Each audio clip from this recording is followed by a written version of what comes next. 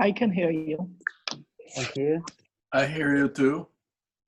Good. Hello, I must get your pronunciation right. Metin, Arditi? Metin is Thank perfect. you. Thank you. And Farida, Allaghi? Perfect. Correct? And Yes. and I have met Tzipi, Livni? Tzipi, it's fine. Tzipi. Tzipi, Forget the yes. T. Yeah. Right. And I think Tarja is there, but not visible at the moment. Is that right? Yes, she's shown, but let me write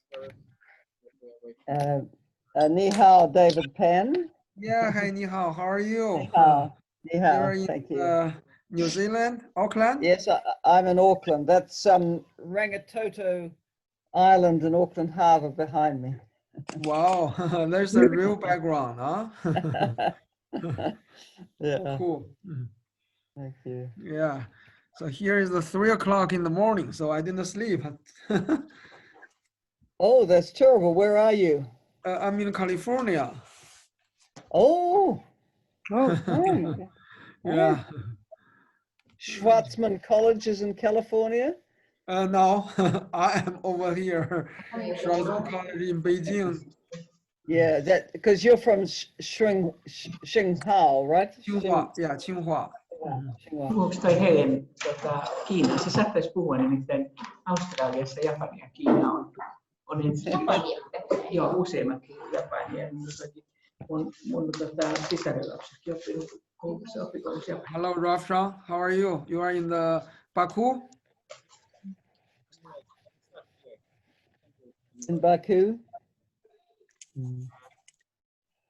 Rafshan, Right. we cannot hear you. Yeah, in Baku, right? Hello, everyone. I understand that we are now streaming live on Facebook. So I shall call our panel to order. And I think we're all very pleased to be part of this Nizami Ganjavi International Center web conference, which is looking at a range of issues around the United Nations at 75 year. United Nations, of course, was founded in 1945 when those who gathered in San Francisco agreed to its charter, and the rest is history. Over the last 75 years, we've seen many agencies of the United Nations develop. We've seen many treaties, many conventions, a lot of action in that multilateral space. But today, our focus as a panel is not on the grand geopolitics. Our focus is on what I think I would term as the contribution of the United Nations in the area of human development. Now, human development itself has a particular meaning given to it by the wonderful pair of... I can hear you now. No voice. Are you hearing me at all? Now, No. yes. Now, yes. Could you hear anything before? Yes. Not for a short time. Now it's okay. Okay. So I think as the moderator, I would like to control the microphone. So if organizers or hosts don't mute me, that would be a very good idea. So as I was saying, our focus as a panel is on what I would call the human development space, where the UN has been very active. And I'm calling it the human development space after the paradigm developed by Nobel Laureate Amartya Sen and his colleague Mahbub ul-Haq. They were behind the launch of the first Human Development Report by the UN Development Programme in 1990. The human development concept came about as, if you like, a reaction to the tyranny of GDP and the Washington Consensus of earlier years. And it promoted human development as a process of enlarging people's freedoms and opportunities and improving their well-being. So while it didn't say that income is irrelevant, far from it, we each need enough of it, but it did say that health and education are absolutely fundamental to that empowerment, which gives people choice and freedom around their lives. So as I said in earlier comments, over 75 years, the UN has built up a wide range of organizations which operate in what I would call that broader human development space. On our panel today, Noeleen Heyzer headed one of the UN's regional commissions on economic and social matters in the Asia Pacific, ESCAP, absolutely focused on those broader development issues. We have the WHO so much in the headlines these days. We have the education agencies, UNICEF, UNESCO. We have UN Department of Economic and Social Affairs leading with very important research and reports. We have, of course, the UN Population Fund, UNFPA, which promotes sexual and reproductive health. We have the World Food Programme making the contribution on nutrition. We have UNDP with its broader human development and governance mandates. We have UNAIDS. The list could go on. And then we also have the human rights mechanisms, which are highly relevant to the concept of Amartya Sen and Mahbub ul-Haq in developing the human development paradigm. Now, what we've seen is the UN develop very, very ambitious agendas. I was one who went to what I think was the third World Conference on Women, organized by the UN in Nairobi, which followed the first one in Mexico City, the second in Copenhagen, the third in Nairobi, and then Beijing, 1995, absolutely the high water mark from then till now in an articulation of the women's rights agenda. We think back to Cairo and the UN Conference on Population and Development, which set out the agenda on sexual and reproductive health, which UNFPA has been the torchbearer for so many years, since 1994, that agenda. We think of the Almaty Declaration on Primary Healthcare, Health for All by the year 2000, and the many different declarations and agendas from the World Health Organization. We think of the Convention on the Elimination of Discrimination Against Women, on the Convention on the Rights of the Child, on people with disabilities, on the Declaration of for the rights of Indigenous people. We think of the Convention on Civil and Political Rights, on economic and social rights. The work that has poured out of the United Nations in this broader human development space is quite extraordinary. And then alongside that UN role of being a platform to bring together member states to negotiate conventions and treaties, to develop the global agendas, we see the standard setting by the organizations, World Health Organization, Human Rights Council and others. And we see the action on the ground, the patient action on the ground over decades by the UN agencies themselves. So I thought that it would be important to set that up at the beginning, because I think we should be forward looking now. We should explore where the UN at 75 could be looking over the next 25 years, because some of us would like to be around to celebrate a centennial of the United Nations in 25 years' time. So I thought that I should ask a broad opening question to get us going. We have an hour and a half for the event, and just a warning: I'm going to call first on President Tarja Halonen to kick us off, and as I introduce each one, I'll then say who I'll call on next, so you can also prepare in the ordering. But my broad opening question is framed as, During the last 75 years, the United Nations system has worked across social and economic development and human rights. It has set bold agendas for sustainable development with wide-ranging goals and targets. It has championed the human rights of all and provided the platform for negotiating conventions and protocols which advance the rights of so many. So, how do our panelists think the future of international cooperation in these areas should and could develop? And what role should the United Nations, its member states, its agencies play in supporting that? And will the current crises which our world is facing create a momentum for more cooperation or less cooperation? How are we feeling about these issues as we move ahead? So I am going to call first on my old friend, President Tarja Halonen, who served her country as president for 2 terms. Her country was Finland. She was foreign minister.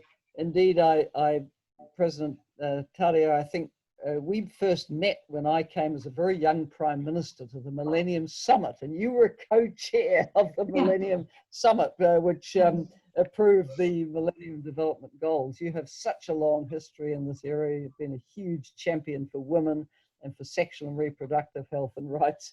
And I call on you first to, respond to the broader framing question and say what you would like to say about it. So, thank you, Helen, for your very, very kind words.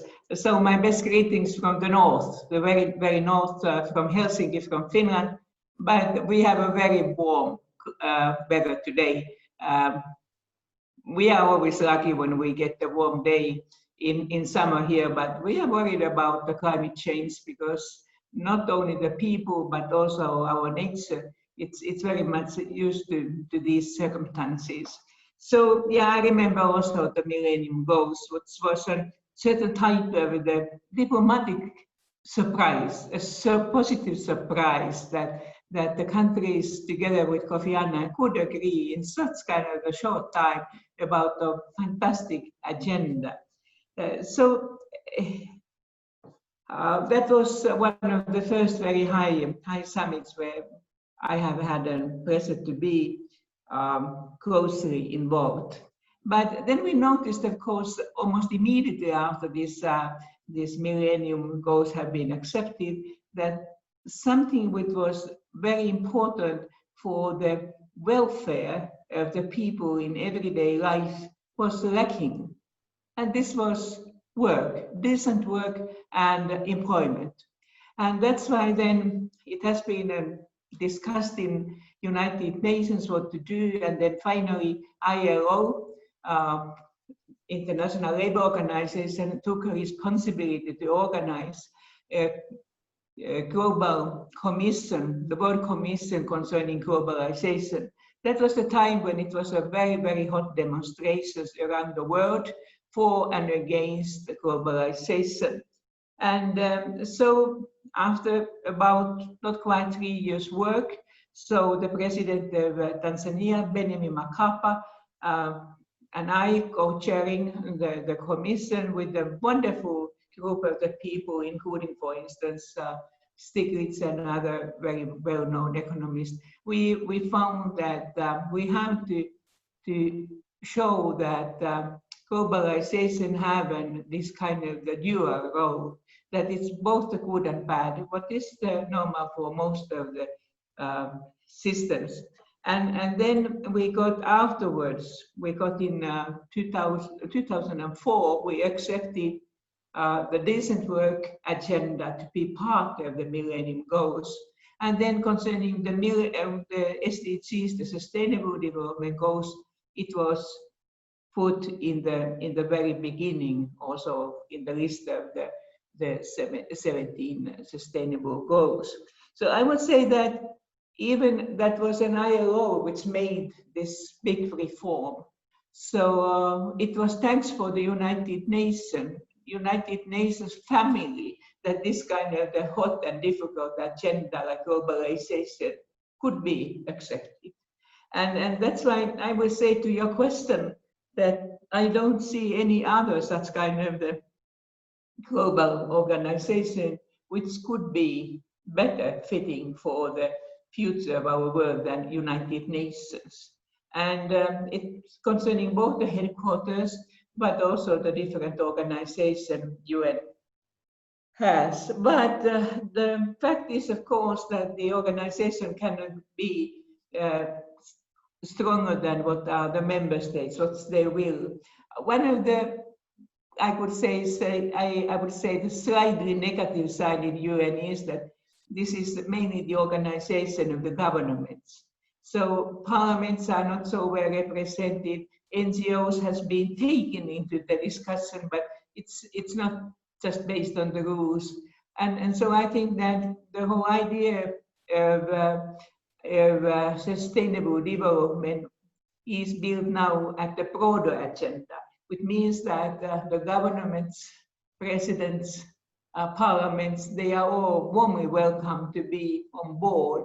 But we see that without the direct contact with the business community or the science, academia, or the NGOs and many others, we cannot see our challenge fulfilled. And so I would say to you, Helen, that for your question, that UN is the basis, but we need a lot of other actors too. And my frustration or my worries are that there are more and more such kind of the leaders of the countries which think that they can solve alone all the global problems we have, or at least that they can find the way how their nation can be survived. And this is a very, very basic misunderstanding, because we have just one planet and we have to work together in order to do that. But I think that this fact, I don't need to convince you, seeing all my old friends from different parts of the world coming together to discuss with you, Helen. And perhaps I finish by saying about the gender equality, that this is now the first document, Agenda 2030, where it's openly said that we cannot achieve these targets without also guaranteeing the gender equality.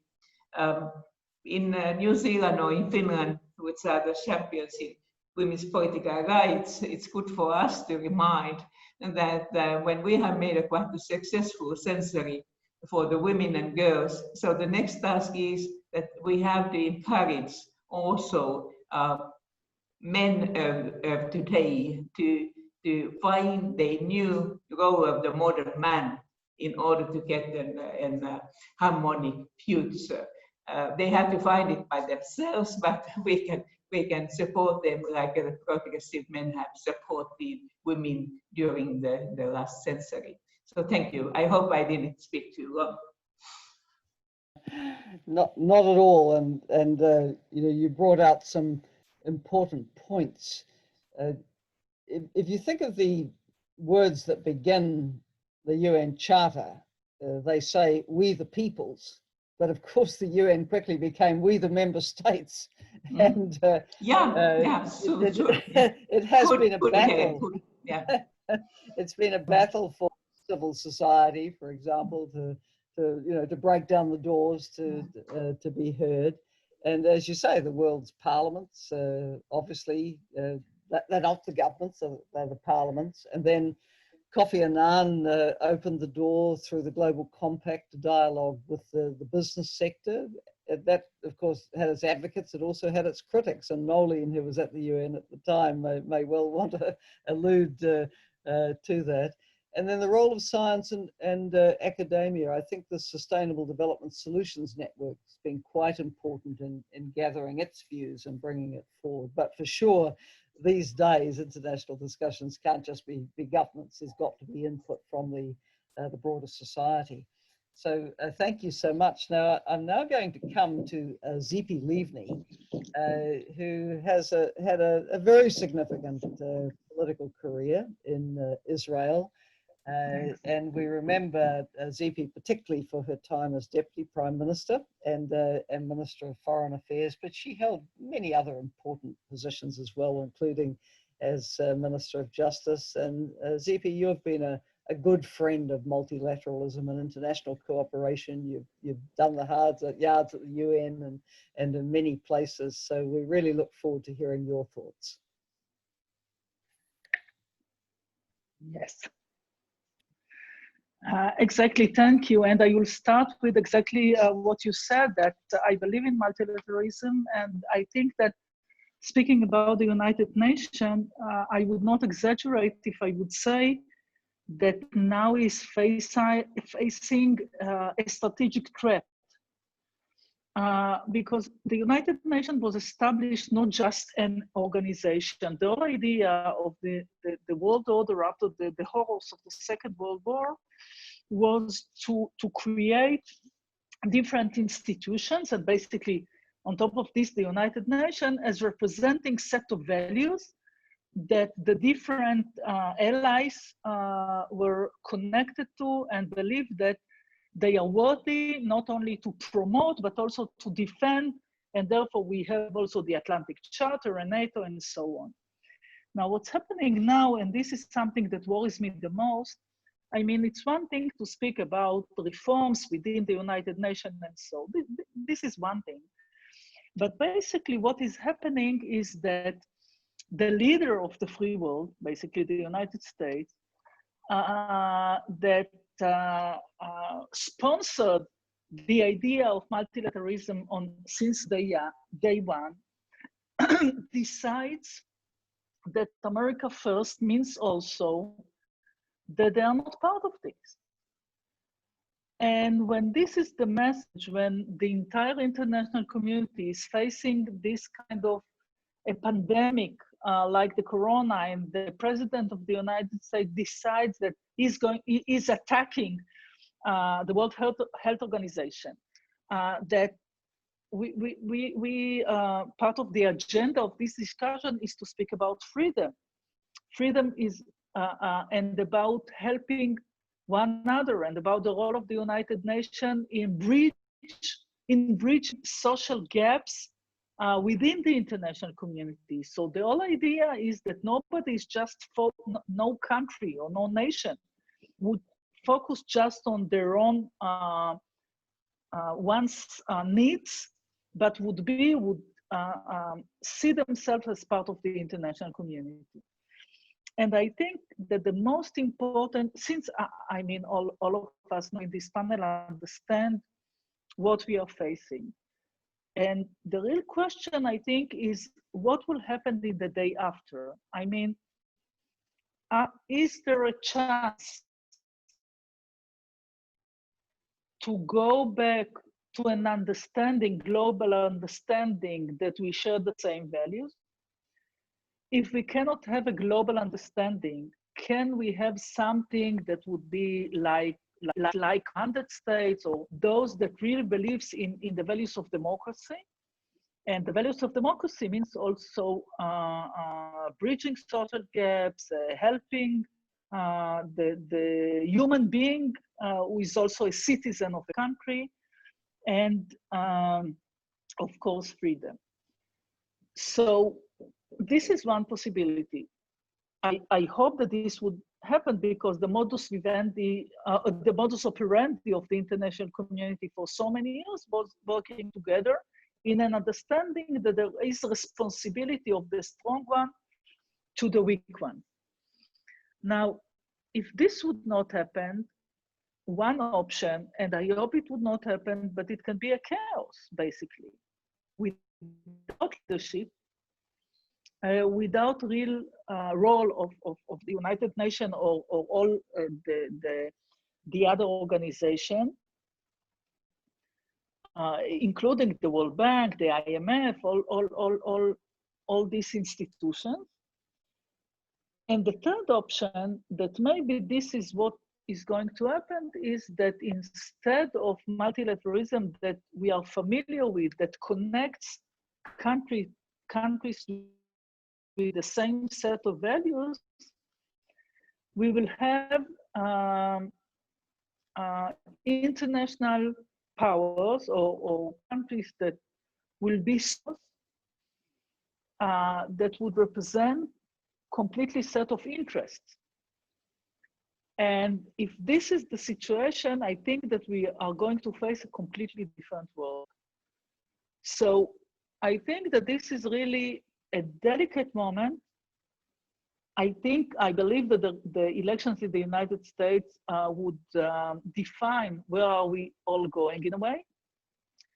But I believe, and I will sum it by this, saying that I believe that the responsibility of leaders are believing in the same set of values, in responsibility between and among nations, in the role of the United Nations and the other organizations, they need now to decide whether there is a possibility to work together when the we of the United Nations Charter would not be everybody, but those that still believe that this is the right thing to do, because otherwise, I hope not, but I fear that it will be eroded and we will all slip into another era. And this really worries me. Yes, I think, Tzipi, you raise an issue which is on the minds of all of us. If countries move away from accepting that there are challenges that each faces, which cannot be solved by any one country alone, then that's bad for international cooperation. Yeah. We face these existential challenges, pandemics, climate change, biodiversity loss, war and conflict, yeah, global inequality. No one country can deal with those. We have to have people believing in dialogue and negotiation and pulling together. So when a country which was a pillar of the establishment of the UN, host of the conference, has actually been such a major force in its life and in support for its agencies, begins to walk away from that, it does cause huge concern. So thank you for articulating that. And it has implications for this part of the international cooperation that we're focusing on today. For example, health and education. The US has announced it's defunding the World Health Organization in the middle of a pandemic.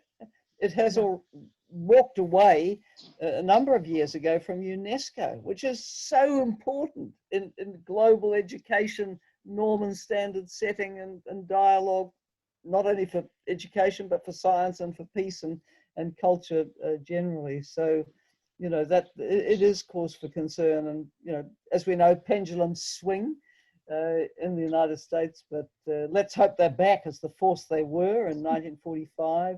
And also 1948, when Eleanor Roosevelt played such an incredible role as First Lady, leading the US delegation to the convention which established the Universal Declaration of Human Rights, on which so much has been built since. So thank you so much. Now, next I'm going to call in my very old friend, Noeleen Heyzer, who I've known longer than anybody on this panel. And Noeleen has been an incredible force for the voices of people, the empowerment of women in her work in civil society before she ever came to the UN. She came to the UN to head up UNIFEM, which was the forerunner of UN Women. She was, her last major UN appointment was, as I said, as Executive Secretary of ESCAP, the Economic and Social Commission in the Asia Pacific. Noeleen retired from that in recent years, but she's never retired. She's out there and she's fighting for all the things she always fought for in human development and the rights of women and all human beings. So Noeleen, you really are a UN insider, I think more than anyone on this panel. So your perspective is very interesting to us.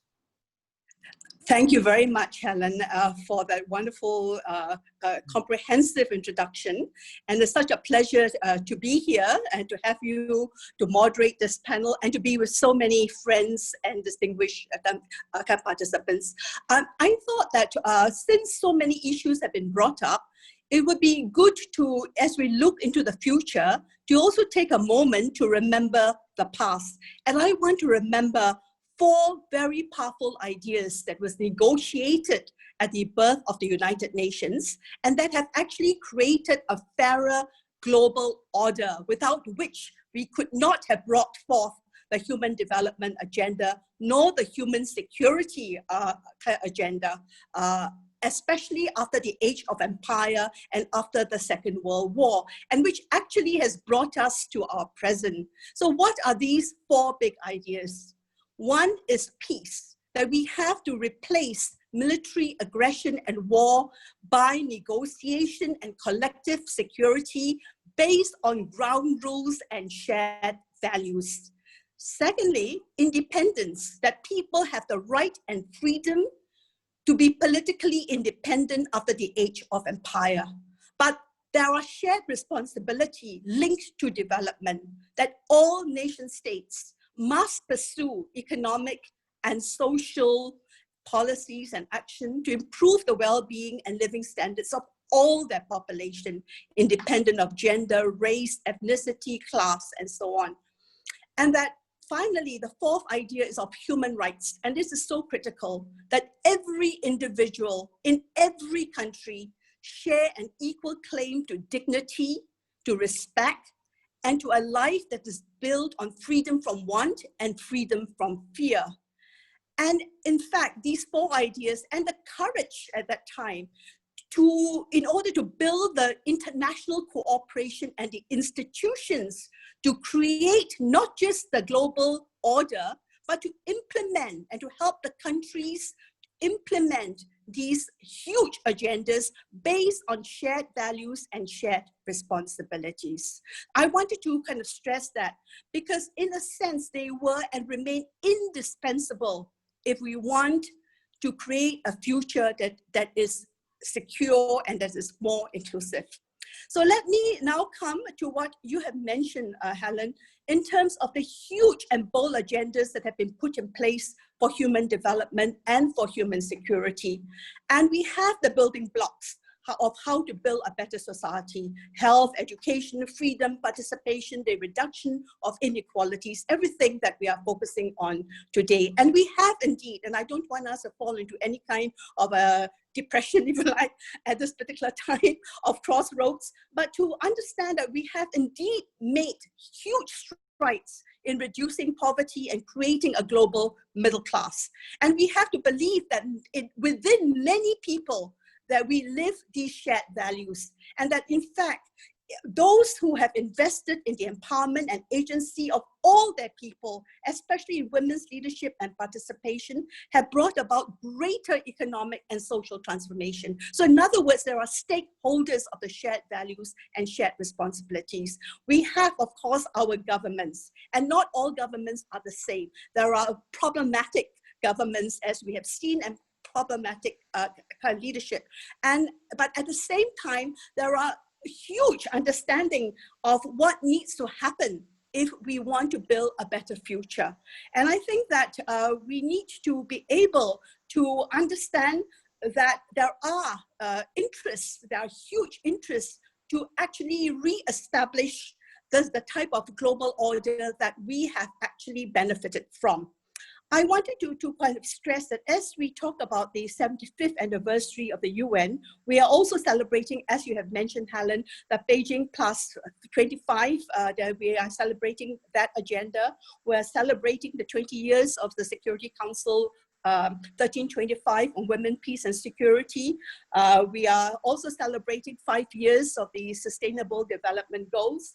And I think that what all this have shown is that what is needed now is no longer just the creation of agendas, but through implementation. And because whilst there have been transformation, too many people have been left behind.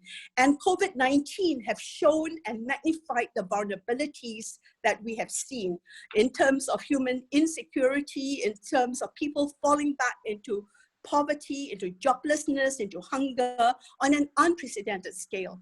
And most of these people, if we look at who they are the casual informal sector workers, the self-employed workers, the low-wage workers, and especially the undocumented migrants who are also refugees. And women form a huge proportion of the affected. And yet they are also the largest proportion of the frontline workers and the caregivers within this epidemic. So if you asked, how do we move forward? I think we need to actually concentrate on partnerships to implement and to hold ourselves accountable to the implementation of the agendas that we have agreed to. And we need to accelerate change and transformation to build back better. But how? Because you keep asking how do we move forward? Rebuilding of trust is so important. We have to fix our broken systems and our broken leadership. And I don't think we should just look at our political leaders. As you have mentioned, we need to look at all variety of leadership coming up from the ground up, from the different sectors, and really begin to invest in the power of leadership and in the communities of support and solidarity groups to build a new social contract, a social protection floor of fundamental rights that can unlock the agency and the potential of everyone. Because these are the people, these are the people who will protect our multilateral system and the type of global order from which we have all benefited. Then we need to value women's participation and leadership as key to unlocking many of the doors to a better, inclusive and sustainable future. And I would like to end by saying that we have to reclaim the convening power and the authority of the United Nations so that it is not captured by big power rivalry and for close protectionism as well as interest for re-elections of various leaders. Then we have to begin to make sure that our systems not only are so good at organizing meetings, creating words and frameworks that are not implemented. I think the breaking of trust, if these things are not implemented, are huge. And we need to really ensure that we have the systems and the partnerships. We can't do this alone. The challenges are so huge. The UN cannot do it alone. The multilateral system cannot do it alone. We need to partner with we, the peoples. We need to learn how to harness new alliances and resources, financial and people, across borders to build and to implement the ethics, that we bring back the human ethics that are so important for both human development and human security, the values, the frameworks for a more inclusive and sustainable future. I don't think we have a choice. There is no choice. The choice is to remember what happened in World War II, the ashes and the unspeakable sorrow and suffering. Either we take that route or we learn to protect what we have and build better, build back better, to create a more inclusive and sustainable future, to create a global community that truly cares for all, especially those who have left behind. Thank you, Helen. Thank you, Noeleen. And as you were speaking about the big ideas that were present from the start of the UN across peace, independence for peoples who are under colonial rule, human rights and development. In a way, it took another 70 years to bring it all together in a sustainable development agenda, which explicitly says no sustainable development without peace and no peace without sustainable development, and actually has a goal that points to good governance and rights. So it's taken a while, but as you say, ensuring that the UN doesn't lose further confidence and authority means it needs to have some successes. And well, I think the Sustainable Development Goal agenda was in quite a lot of trouble before the pandemic. It's in even more trouble now because we see for the first time this century rates of extreme poverty are likely to rise. Numbers will go up. The numbers of extremely hungry people will go up when we're aiming for eradication of hunger within a decade. Out of school children, access to basic services like universal health coverage. All of these things are impacted by the economic and social crisis spawned by the pandemic now. And that in turn has implications for peace. I think the General Assembly has endeavored to come together around responses, but the Security Council is, of course, has been gridlocked for months and unable to support a way forward on the pandemic. So some food for thought there. Now, as viewers will have noticed, we have a very gender balanced panel at the moment with a number of women and 2 men, and we await Mohammed Yunus to join us. But I wouldn't want to think I was leaving all the men to last. So I'm going to call in our eminent writer and patron of the arts from Turkey, who is a UNESCO honorary ambassador and special envoy for intercultural dialogue in 2014. Metin Arditi, you have been listening, reflecting to what has been said. Please come in with your perspective, and also you have insights into the role of UNESCO that the others of us do not have such intimate insights into. So please share those too. Madam Prime Minister, I wish to answer your question by sharing with you a very simple, very modest story that took place over 50 years ago. It relates to the non-ending problem of racism and anti-Semitism, today as acute as it can be. I was then a teenager in a boarding school near Lausanne in Switzerland. In the dining room of the school, each table was headed by one of the teachers. One day after lunch, a friend of mine comes to me, knowing that I was Jewish, and relates an incident that had just taken place at his table.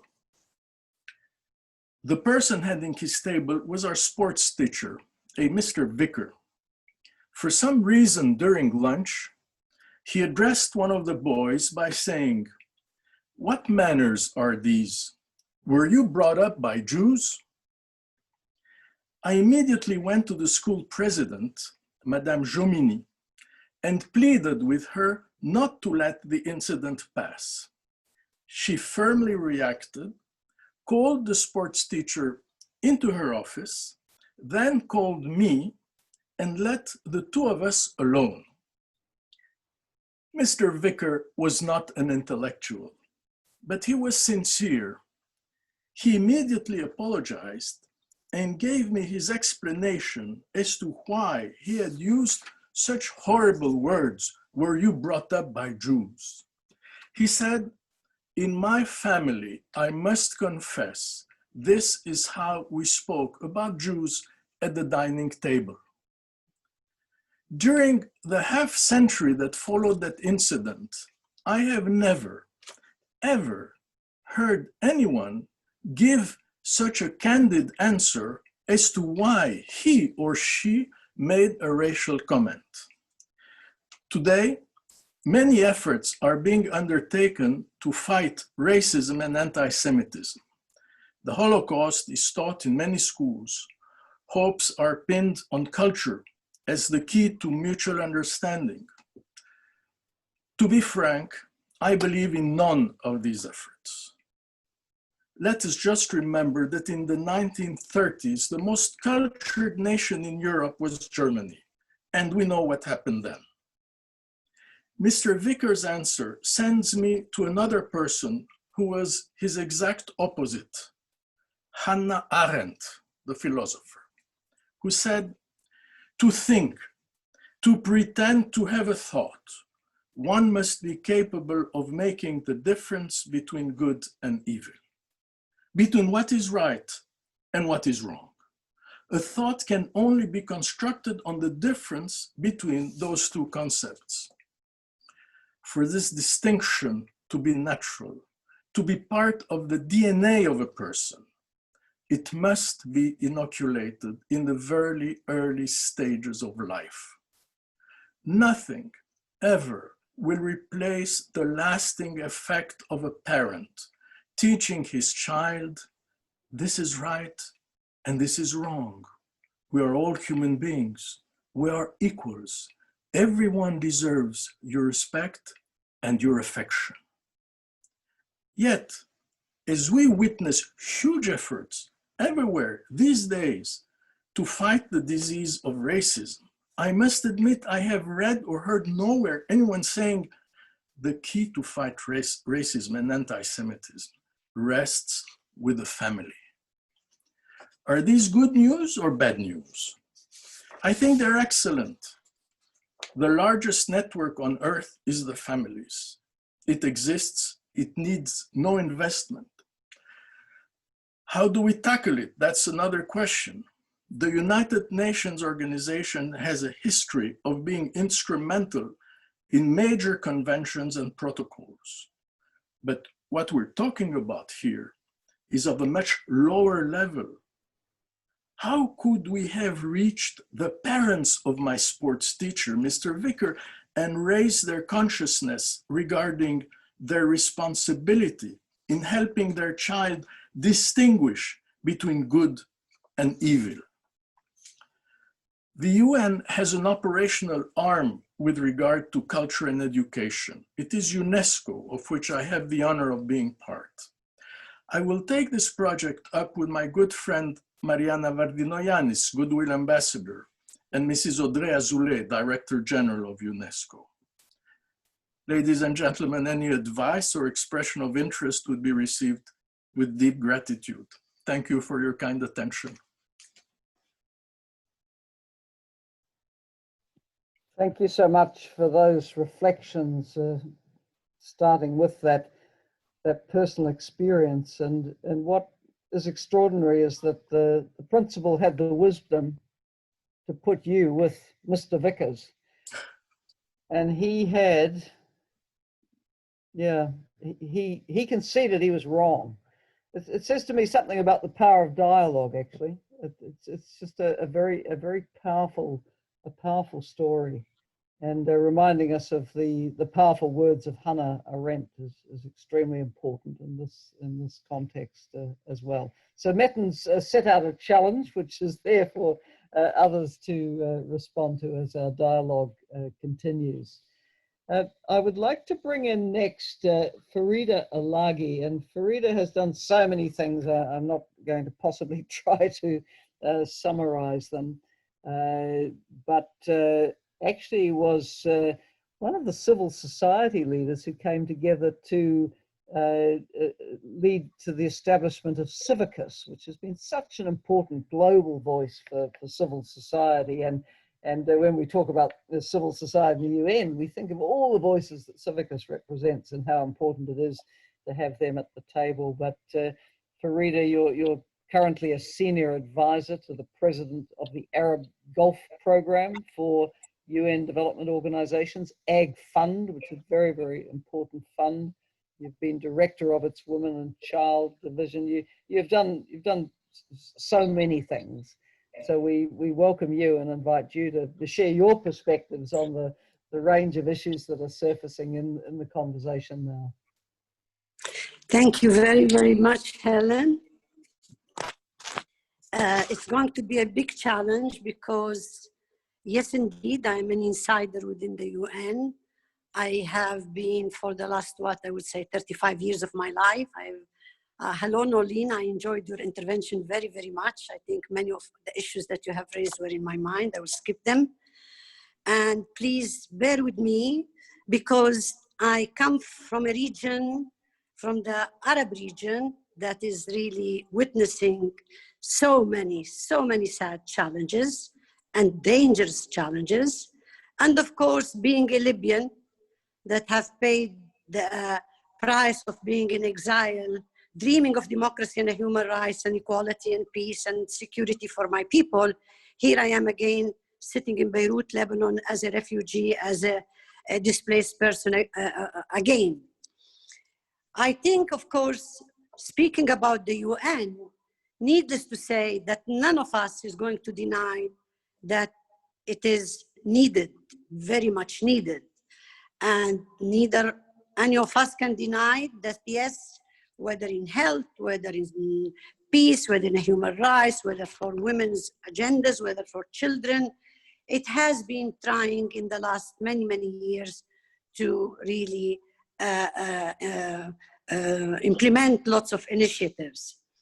I was working with AgFund. I'm no longer working with AgFund. AgFund has played a major role in supporting 17 United Nations agencies over the last 20 years, only to support women and children. It's a humanist international organization founded by the late Prince Talal, whom I really respect and remember with great respect.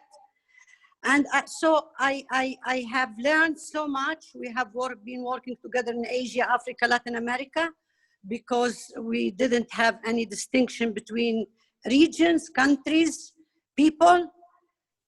However, when we see, from my long experience with all what I have said positively about the UN, I'm sorry to say that the UN, and all of you know many, many challenges it's facing. The bureaucratic challenge, in my opinion, is really one of the major challenges that can no longer continue to do the job the same it has been done in the past. Secondly, the financial transparency, again, is another issue that we really need to put in the forefront. And we need also to speak openly and honestly about the Security Council and who controls the UN. No peace, no development, no equality, no child labor or children in the streets can be living not in the streets if we don't go back to politics. And of course, for some of you who come from luckier countries, maybe where you have really democratic institution, where you have election, where you have accountability, where we have good governance. We don't have any of that in the region, sadly enough. We have to know that what we have been having, dictators for the last 20, 30 years that have been serving the interests of those in the north, in the west, the business community, and nobody spoke. I recall when I was in the opposition, nobody would want to listen about the violation of human rights that was taking place in my own country, in Libya. Also, what we have today, like some of the speakers have talked about now, who owns the UN? The donors. Who is the biggest donor of many agencies? The United States. What we are witnessing today and what the United States is doing to the UN in this very, very, very dangerous historical transformation, because we need to be bold in really, maybe I'm getting a bit old now, and after 40 years, I have been dreaming of a better world, of sisterhood is global, of democratic institution. I honestly don't know if all of these dreams, I can continue to fight for them, because what I'm fighting for today, what concerns me are the African immigrants in Libya and what they are living, the women and the children and what they are living, the Libyan displaced refugees and what's happening with the refugees all over. So after all of these agendas, in my opinion, is really a real agenda. Can we really have a say in the future of the UN in the next 20, 30 years? I don't know, because I have been reading so much, so many meetings, so many conferences, so many declarations. The NGOs and civil society, since we started Civicus, we have been talking about we, the people, listen to the people has a voice. The women have been, I mean, when we see today in Libya, we are having a war going on. And then when we see what's going on with the systematic failure to integrate women in peacekeeping mediation. No, women are not there. They are not on the table. And despite since 1975 until the Beijing conference, we have been talking. If we look to the statistic, very, very minimal statistic, women constitute only 2% of the mediators, 8% of the negotiator, 5% of the witness and signatories of the major peace process. Women, so we need to be bold in saying enough is enough to the UN itself. The Secretary General Guterres himself has said, what we are talking about in closed rooms is not really what's going on outside. So we have to say at this point, women, NGOs, activists, human rights activists can no longer be patient and can no longer wait, because really now we are the whole globe. Look, when we were hit with pandemics, humanity was felt among people everywhere.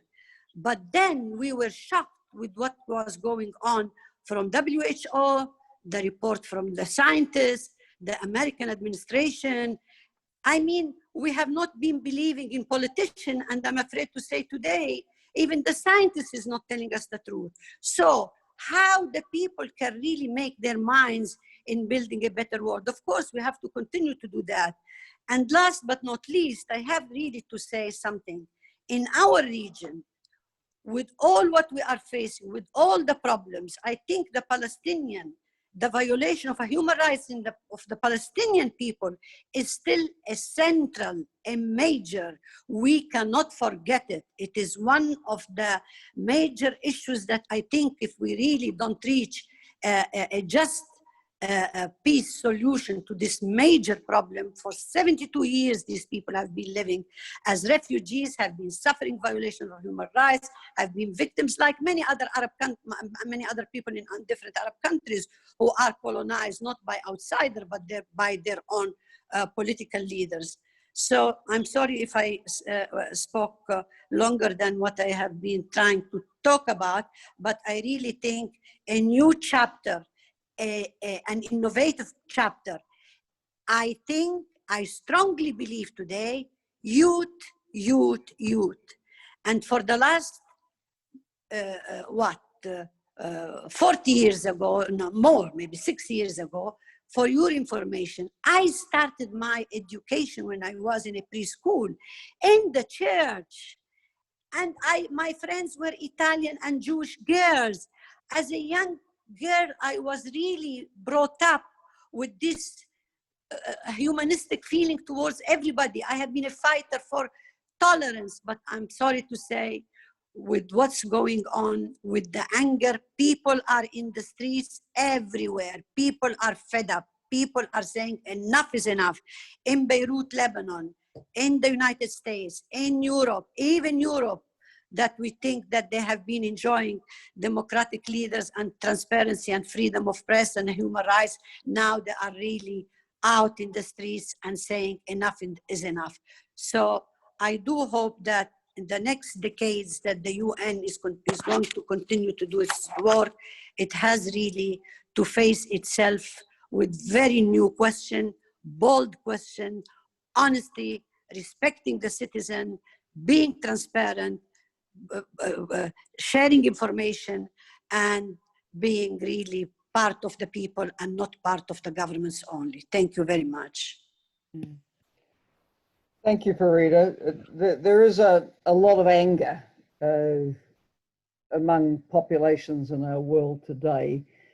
We see the youth anger around the climate issues and the pointing of fingers back at, I guess, the generations that we're part of for not having acted as we should have in time. We see the anger and the well-justified anger around the racism, and the George Floyd killing has triggered a movement that has ricocheted around the world. You mentioned your own country, Libya, and we weep for Libya. You had hopes at the point that a leader fell, and they quickly evaporated, and we now see, well, what I interpret as being an ongoing conflict that has significant geostrategic forces behind each party to it, which is why it will continue going, as the Yemeni one will, and as various others do. You know, the UN at its best, you know, should strive to try to bring parties together, but in the polarized geopolitics of today, that has become extremely difficult. On the Israeli-Palestinian issues, I still, you know, as a loyal former servant of the UN and Prime Minister believing in multilateralism, still believe that the two-state solution is the only solution that was really on the table that had buy-in from both sides. But of course, the longer it's not implemented, the harder it gets. But I have, in my time, been aware of what I consider good initiatives which seek to bring Israeli and Palestinians together. And Noeleen reminded me of one just in recent days, where I, together with Tarja Halonen and President Ellen Johnson Sirleaf, agreed to be co-chairs of an International Women's Commission for Justice and a Sustainable Peace between Israelis and Palestinians. And that was backing an initiative by women from both sides of the line, if you like, and they were in dialogue. I've also been aware of the dialogue that began from a group of Israeli and Palestinian parents, all of whom had lost a child in the Troubles, and they came together to form a circle of the bereaved. Tzipi, you may know of it, but wonderful and sincere people from both sides who what they had in common was the death of a child, which is almost nothing more tragic than the death of a child. So I do think that, you know, thinking of UNESCO, thinking of culture of peace, thinking of what the UN at its best can support, you know, getting people to come to a table, put issues there and talk it through, continues to me to be extremely important. Now, I know, I think we look like we're trying to connect to Professor Yunus, but meantime, David Pan, you've been sitting so patiently. You are Executive Dean of Schwarzman College at Tsinghua University, and one of the things you do, I'm told, is you invite leaders to have interactions with students. So you listen to leaders, you listen to students, you're in touch with the youth at your institutions. You've done a lot in the IT field. Please come in and share your perspective with us. You told us earlier that you're in California at the moment, and you've kindly got up at 3 o'clock in the morning to be on the panel. So please come into the discussion now. Thank you, Helen. Thank you, everyone. Thank you, leaders, distinguished leaders. You share your insights. And so one day I invite you to come our university to share with our students, the future leaders. And thank you. And so that's right. I fully agree with what you talk about that. And today, you know, in this pandemic critical time, there's the UN, like this kind of the organization is more than ever before needed. So there's we do need it. Not like Helen mentioned, so we can not solve any problems by single country alone. So there's a lot of issues we are facing. So I just want to say one thing about education, because I come from education. You know, just a few hours ago, we just have my students, and he got recruit from UN, and he will work for UN, just a new young graduate. And you can imagine this week and the next week in China, we will have 8.74 million college graduates will graduate. They will get their college over degree in this week and next week. So I just finished the graduation ceremony 2 days ago. In this picture, I talked to our students. I talked to them. So education will change a lot of things. Education will close the gap between rich and poor, and education will close the gap between the men and the women. So the distinguished speakers talking about this before. So education today is so important because they change a lot. So I just give like an example. In my age, when I was got education in college in Tsinghua University, there's 1980. So China just opened the door and conducted reform. So in the college students in the college, only 300,000.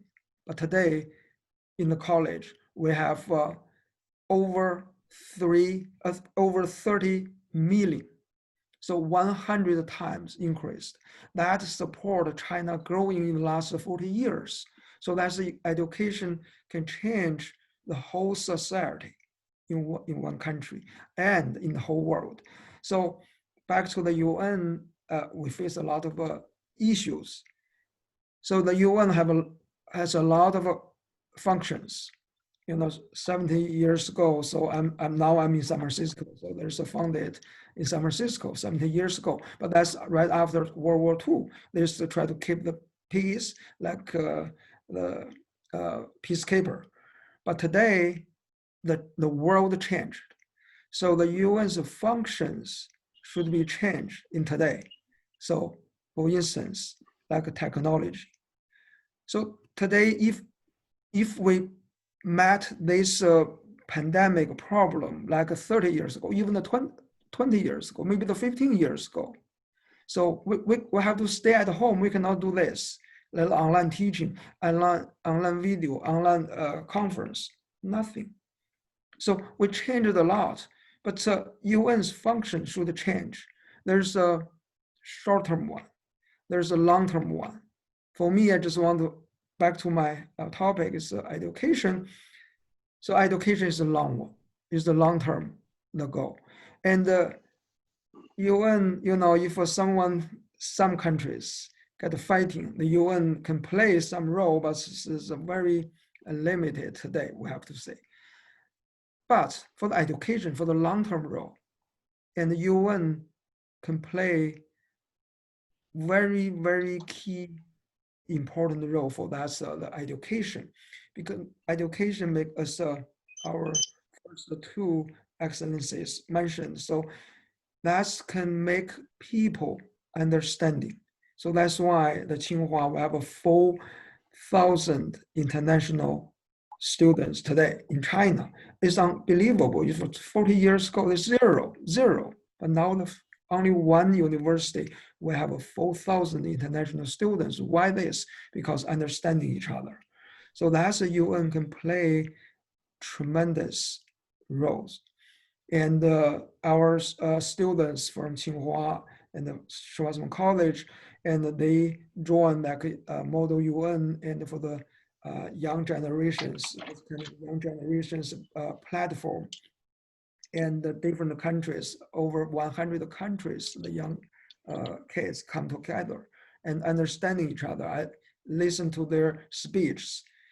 I feel very optimistic and very happy for their talk. Why? Because I think they have a lot of wisdom, and they realize what's going on today in the whole world, and they have a more vision than when I started. So in China, it's a long time ago, it's 40 or 30 years ago. But so that's for our bright future, so for the young generation. So we can put a lot of things in the education, and the UN can play the role.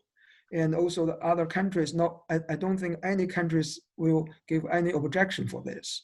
So can get some mutual common interest, and very easy to get an agreement, not like fighting. Fighting is, we cannot get the agreement. I mean, it's so hard, but for the education, it's easy to get agreement. And also the education includes the rich and the poor, and to make more equality and the fighting the inequality. So this my point. So just the 1 point. So thank you so much. Thank you very much, David. And I think all of us listening here absolutely subscribe to your view of the power and importance of education and development. Professor Muhammad Yunus, welcome to you wherever Thank you. Thank you very much. Where are you in the world, Muhammad? I'm home. You're in home. Dhaka, Bangladesh. Very good. Good to see you. Good to see you. Thank you. And you are a person of whom we can say you barely need introduction. No problem. But for the record, Professor Yunus has been such an amazing force for human development and the movement out of poverty, and the faith he had in the women of his country with the Grameen Bank. I think women became 96% of the borrowers from the bank, and it was observed that they were the most conscientious repayers. Your faith in women, I think, has been inspiring to all of us. Muhammad, you may have seen that the framing question I sent was really around the role of the UN in the human development space, and as articulated by Amartya Sen and Mahbub al-Haq, the human development space was always around enhancing capabilities and freedoms, and health and education, and of course sufficient income play a significant part in that. But we wondered if you would share your thoughts on the future of international cooperation in this area, and looking ahead from the 75th anniversary year of the UN to the 100th. What should it be thinking about? Thank you, Helen. Well, first, I congratulate the United Nations on this 75th birthday. It's something that, after all ups and downs, United Nations still stands strong, and a symbol of hope for the whole world, that we can get back someplace that we can gather and discuss and resolve things that we have not been able to do it bilaterally otherwise. So that's a hope we kept alive, and is getting stronger, I hope. But the Corona crisis showed lots of cracks in that getting together. That's what I want to quickly mention. And I was very worried about it, because this is the first time we really had a chance to fight a common enemy, common global enemy. We always had fights between two blocks of powers, two groups of countries, and one country invading another country, but not in a kind of a global situation where all the nations of the world was under same attack. And it's within 100 days, the whole thing was taken by the enemy, common enemy. But in the face of a common enemy, we should have been empowering the structure that we have to fight a common enemy on health ground, which is WHO. We didn't do that. We fell apart. And even before the WHO kind of attack, we saw each country was doing their own thing quickly. And even hitting each other on the side, trying to protect and gather medicines, equipments from everybody else, because art has a priority, you can wait, and those kind of things. Suddenly we showed tribal tendencies rather than the global unification. So that's a crack that I saw needs to be fixed, that on a common enemy, there should be a common command, and only common command, which is a very good command that we had, WHO, was undercut by saying things, doing things in a very merciless ways when we needed to strengthen it, build together to fight this one. So this is one I wanted to share with you, that this is something need to be fixed in the 75th birthday of the United Nations, that when a common enemy comes, we gather together, fight together. And we may have differences among us, but together we fight in a common platform and so on. And thanks to WHO that it really showed the leadership under the stresses and so on. The other one that I want to mention, particularly the things that we saw in Bangladesh, in India, Corona crisis, the hardest hit people are the people at the very low income. They lost all their incomes because we are quarantined, we are locked down, and we stay home. Their life is around surviving day to day, and they earn money and so on. Millions and millions of people got out of this, confined, they exhausted their whatever little savings they could have, they had nothing.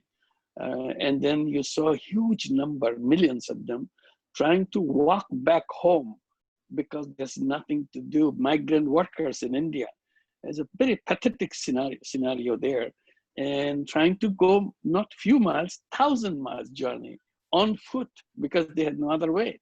So that kind of revealed the weaknesses of our society. We cannot take care of the people at the bottom. And no matter how we brag about our growth rates and all this kind of thing, improvements that we are making, the poverty reduction and so on, is still the massive number of people suffering, and we don't know what it is. And I was trying to explain to people that, look, we call them informal sector and kind of ignore them. There's no government program whatsoever for the informal sector. They are the people who will be depending on charities, subsidies, and those kind of things. But I see this what so-called informal sector in a very different way. I wanted to share that, and I think United Nations should pay attention to it, that they are not informal sector, that they don't know anything, they don't know what to do about it. These are the people who suffered during the Corona crisis because they lost their income. They had some income at their own efforts, not because government did something or businesses did something. They are very creative people, active people. They are entrepreneurs, but we didn't recognize them as entrepreneurs. We recognized them in informal sector in the waiting room would get a job. So we have nothing to do with it anymore because they are in the waiting room. I said, they are not in the waiting room. They are very active. This is the powerhouse of the society. They are the one who should be promoted. They should be given opportunities like financial services. You mentioned about microcredit. We have no arrangement for them, the informal sector, huge. This is more than half the population of the working force of the entire country, but no program. So I said, why do we have Ministry for Labor? Those are in the formal sector. They have all kinds of things, all the way to ILO, but nothing about the informal sector. They are the majority. So why don't we create Ministry of Micro Entrepreneurs? These will be people who will be provided with the financial services and so on and so forth, so that they have some strength and they can interact with the agency. There'll be agency made by the government so that they can interact with the government in the language they understand, because they cannot interact with the government officer. They don't have the skill, they don't have anything. So we have to think about formal way of addressing them rather than leave them at their own mercy, at the mercy of others, and then say informal sector, all they can do survive with their own efforts. We have nothing to do with it. We have very important thing to do with, because this is the part of the base of the entire pyramid of entrepreneurship. So this is where the entrepreneurship develops. So why don't we support the base of the pyramidal, the entrepreneurial pyramid, and make them happen? These are the women, these are the young people who are leaving the villages, these are the unemployed people leaving the villages. They were trying to make a living, but they couldn't. So they had to leave those homes and to go someplace else. So this is an issue I would like to raise with you, and see if you pay attention and in a formal way, create those ministry of micro entrepreneurs, so that we know that there is somebody who's responsible for huge millions of people underneath the society, which is revealed by Corona crisis again in a very vivid way. Thank you. You raise a very interesting point, Mohammed, because often I think the approach of governments to the informal sector is how can we formalize it? Yes, indeed. They're all waiting rooms. So unless you come to the formal sector, you're nobody. Yes, exactly. It's waiting room. Saying, so who cares for the waiting room? Yeah, let's recognize reality. Sure, the reality is it's not a waiting room. Absolutely. It's reality. I'm glad you picked the point right away. This is it. We have no responsibility whatsoever. That's not true. And then if you recognize it's not a waiting room, then you can start to think about, well absolutely. what inputs would these micro entrepreneurs need to thrive? Absolutely. This is the most potential sector. This is where the future economy will be built, and you ignore them. Exactly. And you also mentioned the pain of this sector during the pandemic. The ILO came out with a forecast, I think in late April, that forecast that with the lockdowns, half of the work in the informal sector of the global economy would evaporate. Well, it has to, doesn't it? If you can't trade on the street, if you can't do these things, they're quite dramatic. And you know, one saw the creed occur from, you know, people in the streets in the most marginalized communities on earth saying we're going to die of hunger before we die of COVID, and they meant it. You know, that was their lived reality at that time. But one of the and we have had questions in to the Facebook page for Nizami Ganjavi International Center. One of the questions, well, a couple came in really concerning the pandemic and what it means for global governance. And I thought I might float this past our panel. They're asking, in effect, hasn't it become not just a huge health crisis, but also a crisis of globalization and global governance? And I mean, my answer to that would be yes. It has become a profound health crisis, economic and social crisis, and crisis of global governance. And I feel that my good friend Dr. Tedros and the WHO, in a sense, have been left to stand alone, unsupported. And they have done their best with the tools they have. But when powerful member states ignore their advice, when the pandemic now reached more than 9 million cases, heading towards 500 million deaths, you need more than the WHO trying to hold the thought. Now, one of the senior advisors to Dr. Tedros, who will be well known to a number of people on this panel, Dr. David Nabarro, he's been advocating, and I strongly support this, the creation of a pandemic emergency coordination council. The mere breathing of the word pandemic, this standing council should leap into action. It should be convened by the UN Secretary General. It should contain that person, the Director General of the WHO, and the heads of the two IFIs, the International Monetary Fund and the World Bank. Why this group? Antonio Guterres, whoever's SG, they speak to heads of government. Dr. Tedros speaks to health ministers. The IMF speaks to finance ministers, and the World Bank speaks to finance and development ministers. If you can get those constituencies around the world, moving as one under the leadership of a well-advised pandemic emergency coordination council, in my opinion, you wouldn't see the total vacuum, almost total vacuum in global solidarity that we see today. The one exception to that has been the initiative that the European Union took to host the conference, which raised the roughly $8 billion euros for the health response for the development of diagnostics, therapeutics, and vaccines, as recommended by the Global Pandemic Preparedness Monitoring Board, a body set up by WHO and World Bank several years ago. But apart from that, we just haven't seen leadership on a coordinated response to the multiple dimensions of the crisis. No G20 rallying, no Security Council resolution, and as I say, Dr. Tedros and his dedicated team almost standing alone. So I do see it as a crisis of global governance, but I think there would be ways through it. And I don't think the heads of these great institutions should wait for permission to form such a council. They should say, we're it. If not us, who? If not now, when? Seize the initiative and the power of their office. That's my opinion, but I'd like to bring in others who might like to comment on what. Yeah, can I jump in? Yes, please come straight back in. Yes, just on this one.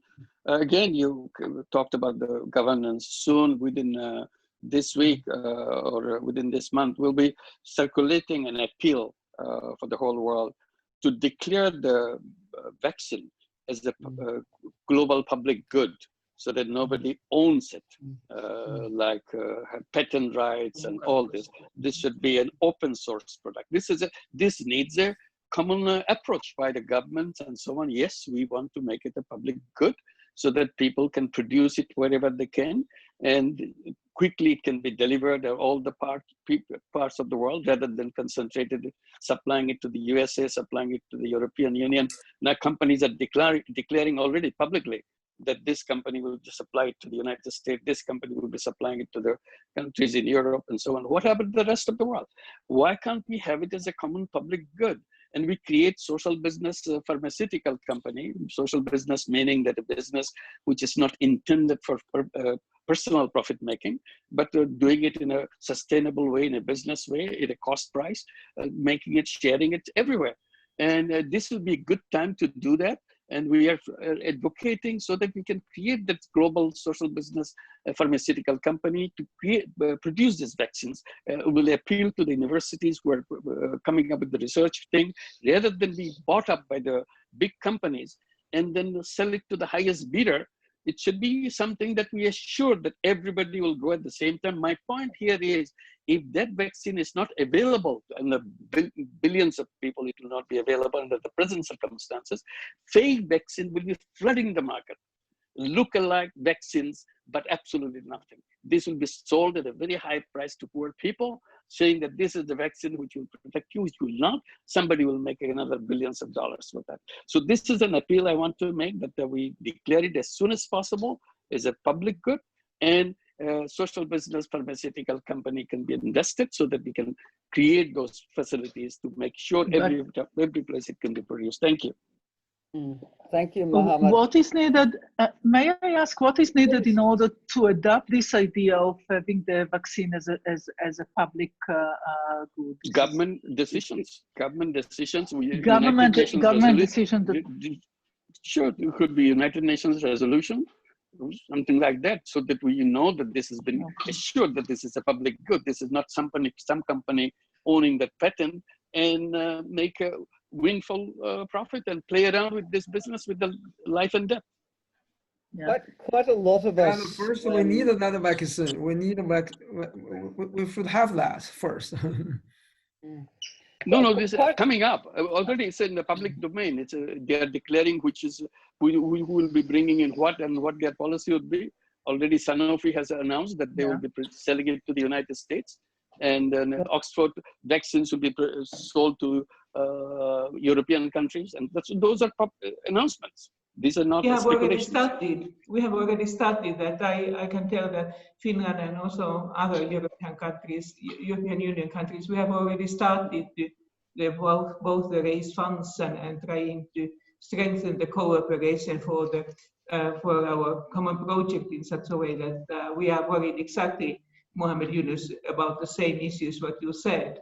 And the other thing is that competition is sometimes good even in medicine, but now we have a feeling that it's not only who could be the first one to help, but it's also concerning the finance behind, and that's why I do hope so that we can find a solution with yes.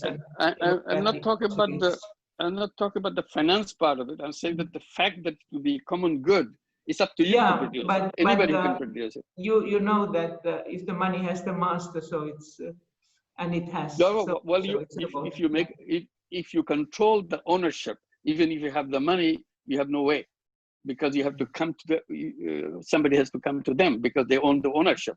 That ownership has to grow. It should be a public good, so that anybody who wants to do that with the recipe, public domain, they can produce anywhere in the world. Like Bangladeshi pharmaceutical companies can produce it and take care of Bangladeshis right away, and another region, wherever they need it. It's up to you. And another country, every country, there are so many pharmaceutical companies, little ones, who can produce at the territory that they serve, so that we don't have to wait for the big company to decide when we are going to get it. Mm-hmm. That ownership has to grow. Yeah, indeed, we need those who win the race to develop the vaccine to adopt the philosophy of Dr. Salk, to develop the Salk vaccine against polio. And he absolutely, said, that was a I free don't domain. want to make a cent out of this vaccine. Absolutely. See, I want it to save humanity. That's the attitude. Sure, absolutely. We follow the path. It's already laid down. It's nothing new. It is. And the interesting thing is these vaccines are being produced by the universities. It's not companies producing it. And somehow company owns it. This is the problem. Yeah. Mohammed, and Oxford University producing it. It's Imperial College of London producing it, and all the universities around the world producing it. So it's coming from the public sector. There was an initiative just before the World Health Assembly, which many of us associated with the Nizami, Ganjavi International Center and other organizations signed up to, led by UNAIDS Chief Winnie and by Oxfam, and it called for a people's vaccine. And the thinking behind that is there are mechanisms that the World Health Organization has around patent pools. This concept advocated a mandatory patent pool, not a voluntary one. It called for the full deployment of TRIPS flexibilities under WTO, and for the ability of countries to issue compulsory licenses for manufacture, as you're suggesting. This can be widely manufactured off patent. So there are ways forward on this for sure. Noeleen, I can see you're really wanting to come back. Thank you, Helen, and lovely to see everyone. Yunus, it's so lovely, Mohammed, to see you as well. Good to see you. We have to stop waiting to ask permission.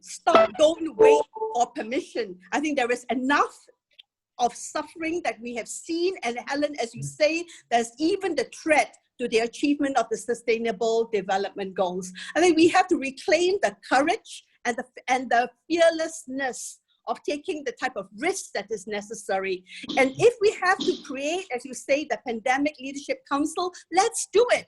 We already have the scientists and the health workers that have been consulting each other without permission. And if there is a coordinated response, even though there is no global leadership, they are actually providing and sharing information based on evidence.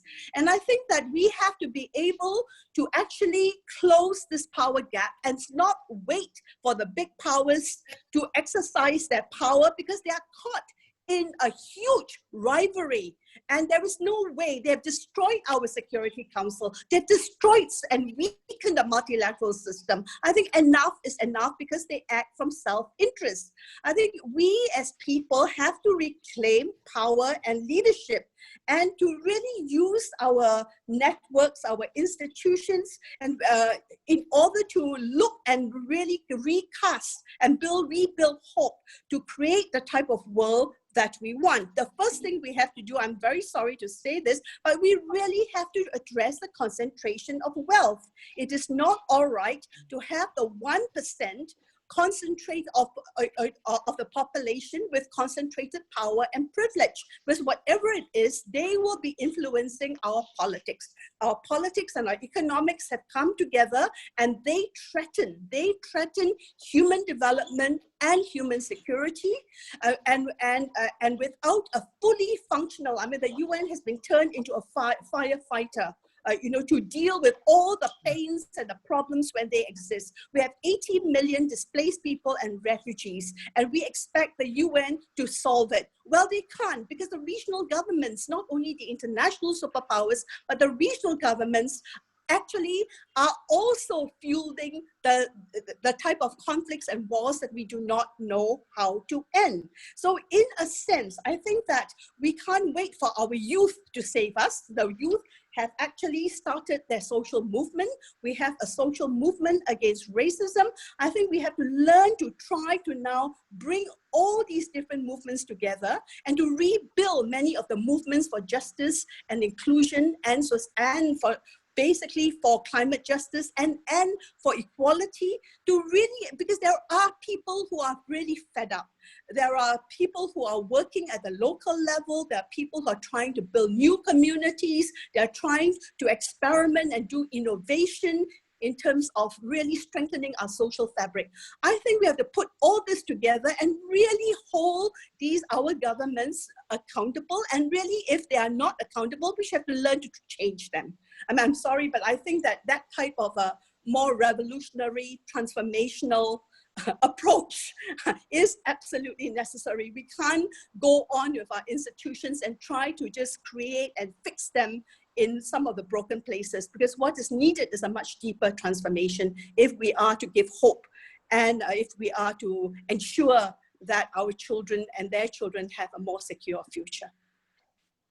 Thank you, Noeleen. Now we have no more than 10 minutes left, so I want to give a chance back to some of you who would like to come back in again. Tarja, you're an old hand on the geopolitics. Can the UN be a force for good in the areas we've been talking about? Thank you. You see that we Finns, we are not too talkative. We try sometimes, but we are not too talkative. We are more people who are doing. So what I said that we have tried already to support World Health Organization and Tedros, because we think that he needs all the support, and it was really not very frank to tackle against him in the worst time of the pandemic. So I think that we have to find, of course, as soon as possible, the response to the vaccination issue. But as it has been already strongly mentioned, that also to see how it has been spread. And so the other thing what I think that is important to note is that, of course, the health is very important part of the well-being of the people. But what we noticed, even we have had a, how would I say, very good result avoiding too many deaths and other negative things during the pandemic. But we noticed that something what we were underestimated during that time is that, of course, we need an isolation, or we need somehow try to stop pandemic spreading further. But then it means in some cases also that people are isolated from their dear ones. And especially that was concerning the people over 70 years old. And also what we have noticed that in many other countries where the senior citizens are living in senior citizens' homes, they have been the new regulations how to handle the situations. So I think that what we learn is that social partnership is extremely important also when people come when they have diseases, and try to find the ways, and we have tried to be creative that how to meet these people outdoor with the technical systems or in many ways. And I think that that could be for the future also important to see that we can see the entity and not only the single symptoms of the situation. And also I think that people have noticed that not only because of this, but perhaps they have noticed it because of the pandemic, that there are also people already living in many other type of the crisis situation due to conflicts, disaster, natural disasters and climate change and so on, that perhaps if I'm thinking positively, we can also find the ways how we can tackle consequences of this kind of the disasters. And also to see that this is also the gender issue. I'm chairing the research initiative of the Lancet Side Commission on Peaceful Societies through the Health and Gender Equality, which started already much before the pandemic. But now we are also trying to find in which way the pandemic has either strengthened or weakened the gender equality in the countries. And I think that this is some of those things what we can think. And you know that UNFPA has already estimated that 6 months of the lockdown could result in 7 million additional unintended pregnancies and 31 million cases of gender-based violence. And we have done this also in our own home country, so that we have tried to see that in which ways the children in fragile circumstances and also what happens in the family violences in such kind of the cases where society is partly closed. And this, as I said, is also for more, it's in different disasters. So Helen, I think that this has been a very good, inspiring situation. We have been very much like-minded. That's a good side. Of course, not all people are as much like-minded like we have been, but I hope that we can find more partners to work in these ways. And thank you once again, Helen, for you. Thank you, Tarja. Tzipi, would you like to come back in, and then I'll call Farida? Yes, but just 2 minutes. Since Farida raised the Israeli-Palestinian issue, just to say 2 words about it. Personally, I'm completely against the annexation that is proposed now.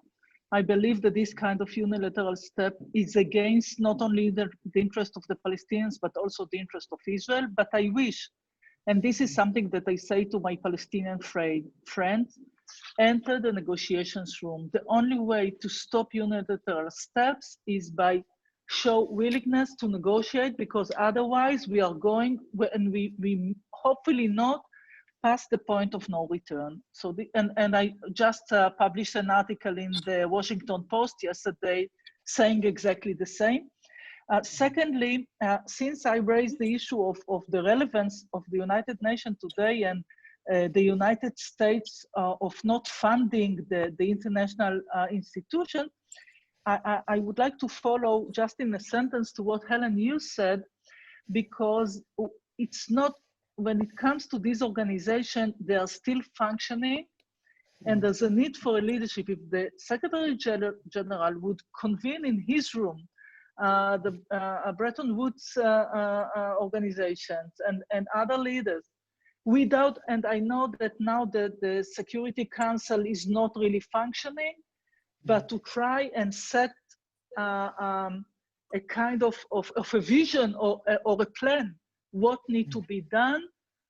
At least this is something leading the world in facing this pandemic. Yeah, thank you very much, Tzipi. Farida, please come in. Off mute, please. Okay. Thank you. Okay. Thank you for all what has been said. And my concern is really, are we running out of time? Because I think it's good to meet, to talk, to forecast, to analyze, to demand, but at the end of the day, change is not happening. Things are still going on as usual.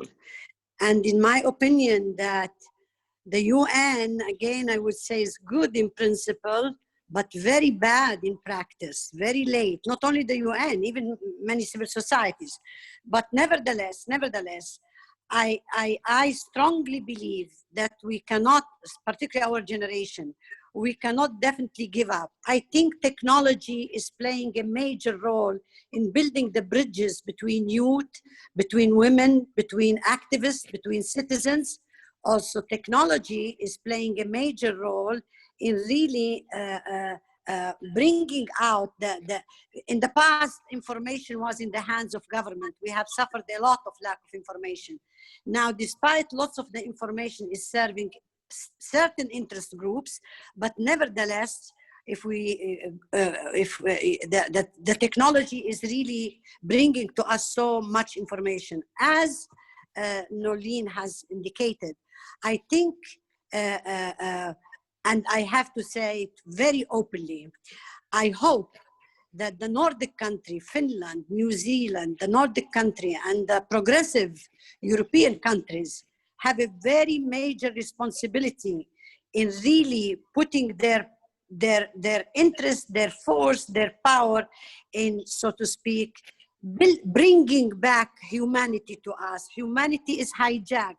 I'm a strong believer, and I always repeat that. There are more good people than there are evils, but the good people are not connected well, and the evils are connected. And in my opinion, we really need in this very, of course, maybe many of us will not live to see our dreams coming true.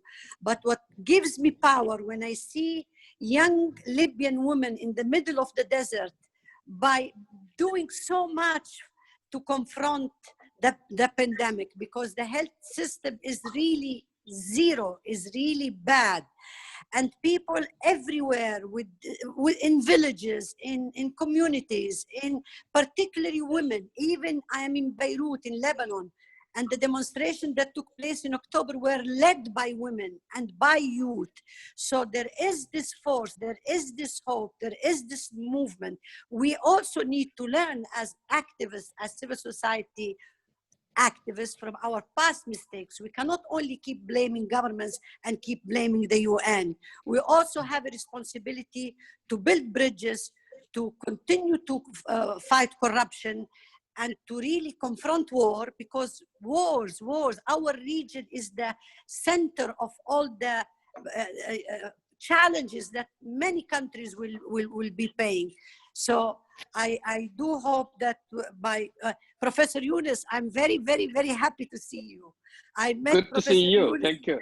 in the early 80s in Saudi Arabia, and we learned from him the idea for the Bank of Poors. So I want to conclude by saying I have been lucky in really meeting. There are still fantastic people, courageous people, men and women, and we need to say maybe we need more women, and women should stop begging anybody to give their rights. Nobody will give rights to anybody. I think after 20, 30 years of advocacy and of connecting and of UN agencies, conferences, and all of this, I think we need now to move to a new language. I always keep saying, I can no longer go out of this world. I don't want to die before I make sure that men alone are not controlling this universe, this globe. They have been leading us to where we are, and I think it's not begging that women are better, but many women have proved to be better, and I think even with COVID-19, many countries that are led by women has been proven to really have better policies. Thank you very, very much, and thank you, Nizami, and thank you, Helen, for your chairmanship of this important session. Thank you. Thank you, Shukran, Farida. Some quick concluding comments from Metin and David. Metin, would you like to come in? Thank you very much. It was very fine. No comment. Thank you very much. Thank you, David. Thank you so much. I got a lot. I learned a lot. Thank you. Stay safe. And so hopefully everything we wish and we talked can be implemented and can come true. So thank you. So nice to see you. I think perhaps a concluding note is, there is a leadership vacuum in our world today, but each of us are leaders. Each of us have voice. We don't wait to be asked. And I think if we can encourage the movements around the world, the people of goodwill, to just get on with it, use the UN as a platform, push it along. It isn't a bad space, there's not a lot of goodwill at the great power level at the moment, but we have to move on and do what we can and build the alliances we can to make a difference. So thank you, everyone, for giving up an hour. Thank you. Thank you. Yeah, thank you, Helen. Yeah, thank you very much, Helen. Wonderful. I'm about to go on another panel Yeah. at midnight New Zealand time thank you. in 15 minutes at the Harvard Medical School, talking Yeah. about the COVID issues. So fantastic. Yeah. Thanks so much. Yeah. Thank Thank you, you, and thank you, Helen. Nizami Thank Center, for organizing it. And thank you for supporting our appeal for the global good. Thanks a lot. Thank you. Thank you.